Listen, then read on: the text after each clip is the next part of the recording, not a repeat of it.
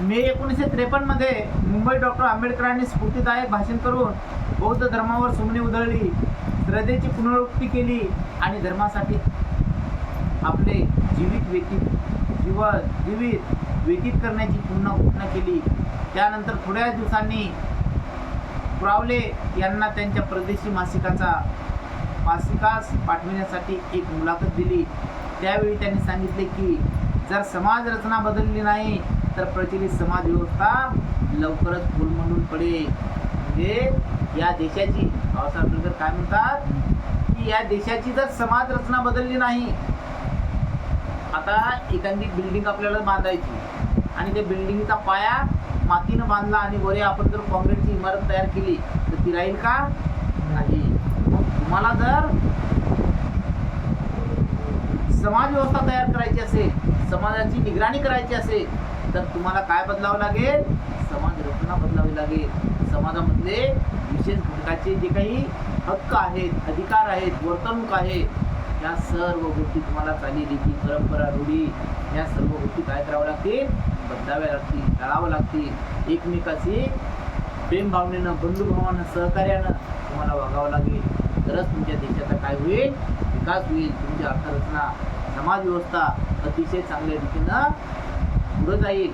परंतु जर तुमच्या मनामधले गंदे विचार जर बदलले गेले नाही तर तुमचा समाज काही घडणार नाही.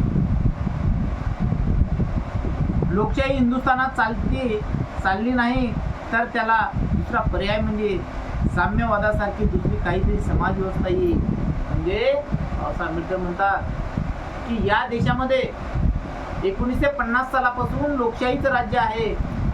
लोकांनी लोकांच्या हितासाठी चालविलेले राज्य म्हणजे लोकशाही. आणि या लोकशाहीमध्ये जर तुम्ही लोकांचे अधिकार त्यांना प्रस्थापित करून देत नसाल, लोकांचे हक्क त्यांना मिळवून देत नसाल, त्या लक्का पद्धतीनं त्यांना वागवत नसाल तर मात्र या ठिकाणी काय होईल? मग एक त्या लोकशाहीच्या बरोबर चालणारी कुठलीतरी एखादी अर्थव्यवस्था तयार होईल आणि ती अर्थव्यवस्था मग या देशाचं कामकाज चालवेल. कारण या लोकशाहीचं जर तुमच्या मनाला पटत नसेल तर मात्र लोकशाही सारख्या पद्धतीसारखं त्या कुठल्याही अर्थव्यवस्थेमध्ये तुम्हाला चांगलं वाटणार नाही.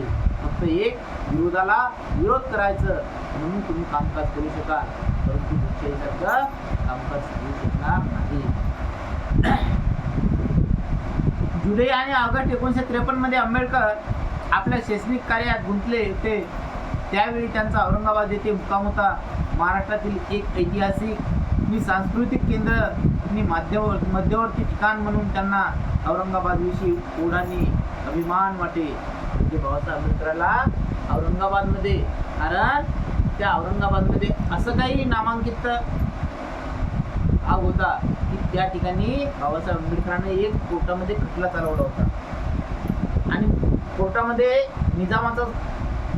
पहिले निजामाचं सरकार होतं आणि त्या निजामाच्या सरकारमध्ये बाबासाहेब आंबेडकरांनी त्या निजामचा एक खटला चालवला होता आणि त्या खटल्यामध्ये बाबासाहेब आंबेडकरांना त्या निजामाचा खटला बाबासाहेब आंबेडकरांनी जिंकला. तेव्हा त्या निजामशाहीनं म्हणजे निजाम सरकारनं बाबासाहेब आंबेडकरांना 250 एकर जमीन काय दिली होती? बाहेर दिली होती. बाबासाहेब आंबेडकर जर स्वतः नुसती संपत्ती जर जमा करायच्या मागे लागले असते तर निश्चितच बाबासाहेब आंबेडकरांची संपत्ती आजच्या अंबानीपेक्षाही जास्त असते. परंतु बाबासाहेबांना संपत्ती जमा केली नाही. एवढंच नव्हे तर ज्या रमाबाईनं स्वतःच्या मुलासाठी बंगला बांधायचं ध्यास केला होता, ते घर त्याला बाबासाहेब आंबेडकरांनं अत्यंत शोभिवंत असं नाव दिलं की माझी रमा आणि राजरत्न त्याच्यामध्ये राहील. म्हणून बाबासाहेब आंबेडकरांनं त्या काळी एक बिल्डिंग बांधलेली आहे, राजगृह, आणि त्या बिल्डिंगला नाव दिलं होतं राजगृह. आणि ते राजगृह आज रोजी एक वाचनालय म्हणून बांधलं. म्हणजे स्वतः बांधलेले, स्वतः कष्ट उपसलेले कार्य सुद्धा बाबासाहेब आंबेडकरांनी या देशाला काय केले? अर्पण केले. म्हणजे म्हणजे माझी जी काही मी संपत्ती जमा केली असेल त्या संपत्तीवर माझ्या कुठल्याही वारसाचा एक कवडी मोलाचाही अधिकार नाही, असं बाबासाहेब आंबेडकरांनी. मग त्या औरंगाबादला बाबासाहेब आंबेडकर मुक्कामी राहायचे आणि त्या औरंगाबादला मुक्कामी राहून एक ऐतिहासिक शहर असायचं. कारण औरंगाबादला लोक काय म्हणतात, एक संतांची भूमी आहे. कारण औरंगाबादमध्ये एकनाथ महाराज, औरंगाबादमध्ये ज्ञानेश्वर माऊली, औरंगाबाद, म्हणजे प्रत्येक जेवढे जेवढे नामदेव असतील, तुकाराम असतील, देहू, आळंदी, हे सर्व त्या औरंगाबादच्या आजूबाजूनं एक संतांची भूमी म्हणून औरंगाबादचं नाव इतिहासामध्ये प्रसिद्ध आहे. आणि त्यामुळं बाबासाहेब आंबेडकरांना त्या औरंगाबादमध्ये काहीतरी एक आपण इतिहासामध्ये असं अजरामर झालं पाहिजे असं ठिकाण औरंगाबाद आपल्याला करायचं आहे. एक चळवळीचं माहेरघर आहे आणि या औरंगाबादमध्ये आपण काहीतरी केलं पाहिजे. आणि म्हणूनच बाबासाहेब आंबेडकरांनी त्या ठिकाणी मिलिंद महाविद्यालयाची सुद्धा स्थापना केली. एवढंच नव्हे तर त्या ठिकाणी एक विद्यापीठ सुद्धा असावं म्हणून त्या काळी बाबासाहेब आंबेडकरांनी तिथे विद्यापीठ सुद्धा एक निर्माण केलं.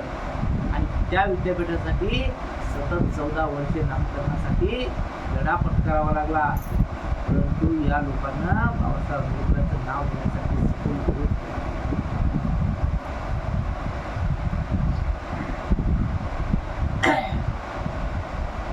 त्यावेळी हैदराबाद दलित फेडरेशनच्या कार्यकर्त्यांच्या सभेपुढे भाषण करताना ते म्हणाले, राजकारण म्हणजे राष्ट्राचे सर्वस्व नाही. हिंदी प्रश्नाचा राजकीय, सामाजिक, धार्मिक आणि आर्थिक दृष्टीने विचार करून त्यांनी दलितांच्या उद्धारासाठी लढा घ्यावा. म्हणजे बाबासाहेब आंबेडकर म्हणतात की या देशाची राजकारण म्हणजे राष्ट्राचं सर्वस्व नाही. म्हणजे नुसतं आपण राजकारण कशासाठी करायचं, नुसतं आपण मीपणा करायसाठी, मोठेपणासाठी, सन्मानासाठी, आदरासाठी, एवढंच राजकारणाचा भाग नसला पाहिजे. कारण राजकारण करत असताना तुम्ही या देशाचा काय केला पाहिजे, सर्वांगीण विकास केला पाहिजे. आर्थिक असेल, सामाजिक असेल किंवा बौद्धिक असेल, अशा सर्व गोष्टीचा तुम्ही काय केला पाहिजे, विचार केला पाहिजे. आणि एवढंच नव्हे तर या देशामध्ये जी काही दलित वस्ती राहत असेल, दलित वर्ग राहत असेल, पददलित राहत असतील, तर यांच्या सुद्धा जीवनमानाचा तुम्ही काय केला पाहिजे, विचार केला पाहिजे. त्यांचे सुद्धा प्रश्न तुम्ही काय केले पाहिजेत, मांडले पाहिजेत. त्यांना कशाची गरज आहे. आज जर दलिताचा मुलगा जर शाळा शिकत असेल तर त्यांना निश्चितच तुम्हाला समजायला पाहिजे की त्याला शिष्यवृत्तीची गरज आहे. जर त्याला शिष्यवृत्ती मिळाली नाही तर तो बिचारा शिक्षण घेऊ शकणार नाही. त्याला पुस्तकाची गरज आहे. शाळेमध्ये पुस्तकं मिळायला पाहिजेत. आणि जर त्या मुलाला पुस्तकं मिळालं नाही तर तो निश्चित मनानं वाचू शकणार नाही. त्यांना कपडे लते मिळाले पाहिजेत. जर त्या मुलाला कपडे लते शाळेमध्ये मिळाले नाही तर तो गणवेशामध्ये शाळेमध्ये जाणार नाही. म्हणजे अशा पद्धतीचं अनेक प्रकारचा आर्थिक असेल, सामाजिक असेल, बौद्धिक असेल, तर या सर्व गोष्टीचा तुमचाच नव्हे तर या देशाचा अख्खा अभ्यास तुम्ही काय केला पाहिजे, केला पाहिजे. आणि या लोकांच्या अडीअडचणी तुम्ही काय केल्या पाहिजे, सोडवल्या पाहिजे. त्यावेळी त्यांनी आपल्या लोकांना असा इशारा दिला की जे लोक पंढरपूरला यात्रेला जातील त्यांना आपण जाती बहिष्कृत करू. पंढरपूरच्या यात्रेला जाण्याने दलितांचे काहीच हित साधत नाही. म्हणजे बाबासाहेब आंबेडकर काय म्हणतात की जे लोक, जे पददलित लोक, जे दलित लोक, जे अस्पृश्य लोक पंढरीला जात असतील विठुरायाच्या दर्शनाला, तर त्या विठ्ठलाच्या पायावर मुंडकं आपटल्यानं तुमचं भलं होणार नाही.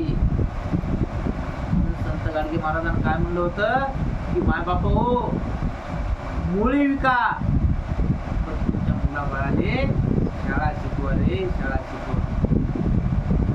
का म्हणलं होतं की देव देव करता तुम्हाला देव भेटणार नाही. देव काय बाबा तुमचा चालणार नाही. कुठं म्हणलेलं आहे, म्हणजे या जगात, या देशात दैवी शक्ती कुठेही नाही. हा काय एक भास आहे, भास. तुमचं मन, तुमच्या मनाला संकल्पना वाटत असेल की आपण कुठल्या तरी दैव शक्तीला आपण मानावं, परंतु या जगात कुठेही दैवी शक्ती नाही. आणि असे जर लोक कोणी त्या पंढरीला जाण्याचा विचार करत असतील तर अशा लोकांना काय केलं पाहिजे, तुम्ही जातीच्या बाहेर टाकलं पाहिजे, बहिष्कृत केलं पाहिजे. पंढरपूरच्या यात्रेला जाण्याने दलितांचे काही शीत साधत नाही असे ते म्हणाले. औरंगाबादच्या मुक्कामात त्यांनी वार्ताहरांना असे सांगितले की ज्या अर्थी आता आंध्र राज्य अस्तित्वात आले त्या अर्थी दुसरी भाषिक राज्ये त्यापुढे निर्माण होणारच. म्हणजे एवढंच नव्हे तर आंध्र प्रदेशाला सुद्धा स्वातंत्र्य मिळालं. मग तशाच पद्धतीनं इतर राज्यांना सुद्धा काय मिळेल, स्वातंत्र्य मिळेल. म्हणजे 1960 साली मग आपला महाराष्ट्र सुद्धा स्वातंत्र्य झाला, आपल्या महाराष्ट्राला सुद्धा स्वातंत्र्य मिळालं. कारण बाबासाहेब आंबेडकरांनी सांगितलं होतं की छोटे छोटे जर राज्य झाले, लहान लहान जर राज्य झाले तर निश्चितच त्यांचा सर्वांगीण विकास साधला जाईल. जेवढे मोठे राष्ट्र असतील तर त्याचा विकास होणार नाही. म्हणजे आपलं राष्ट्र आज रोजी कसं आहे, खूप आहे, 288 आमदार आहेत आपल्या महाराष्ट्रात. म्हणजे सर्वात जास्त आमदाराचं एकमेव फक्त महाराष्ट्र आहे. आणि या महाराष्ट्राचे जर तुकडे तुकडे पाडले तर निश्चितच मुलांना आपला देश काय होईल, सुखी होईल. बोला बुद्ध भगवान की जय, भीम भगवान की जय, महात्मा ज्योतिबा फुले की जय.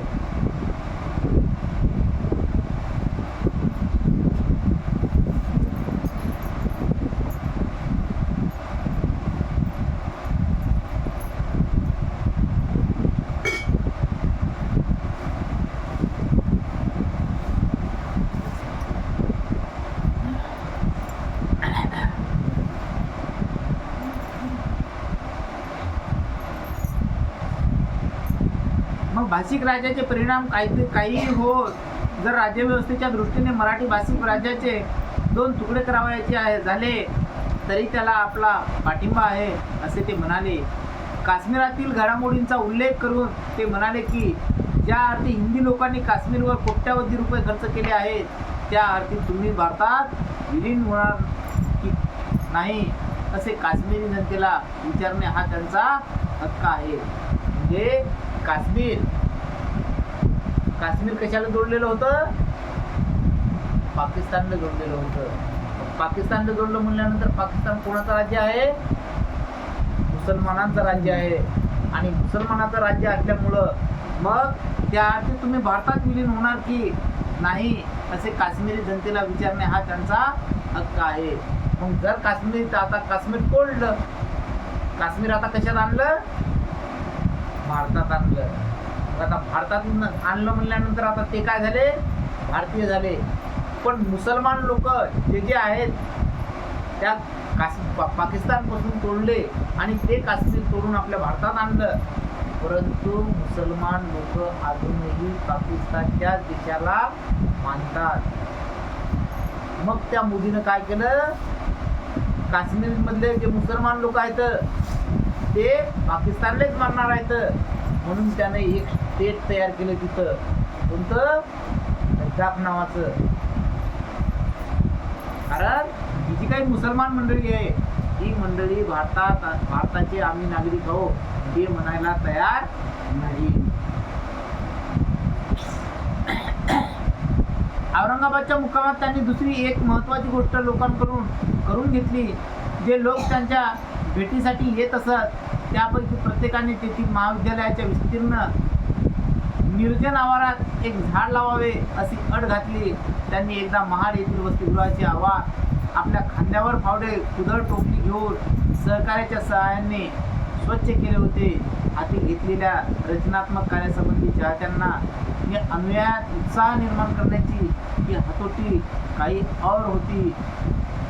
क्रियावान पंडित हेच खरे. म्हणजे बाबासाहेब आंबेडकर जेव्हा महाडमध्ये आपल्या महाविद्यालयात गेले आणि तेथे त्यांनी वसतिगृहाला भेट दिली आणि त्या वसतिगृहाला भेट दिल्यानंतर बाबासाहेब आंबेडकरांना काय केलं, स्वतः कांद्यावर कुदळ घेतली, फावडं घेतलं आणि त्या इतर सहकार्याच्या सोबत जाऊन तिथं काय केलं, वृक्षारोपण केलं की जेणेकरून वृक्ष वली आम्हा सोयरे वनचरे, म्हणजे हे जे काही झाडं लावले तर निश्चितच मनानं ही झाडं काय देतील, उद्या विद्यार्थ्या लेकराला सावली देतील आणि त्यांचं मन काय होईल, तृप्त होईल. म्हणून बाबासाहेब आंबेडकरांना एवढंच नव्हे तर त्याच महाडचा एक आदर्श घेऊन बाबासाहेब आंबेडकरांनी या औरंगाबादच्या मुक्कामात त्या विद्यार्थ्यांना सुद्धा काय दिला, एक चालना दिली की त्या औरंगाबादमध्ये सुद्धा तुम्ही काय केलं पाहिजे,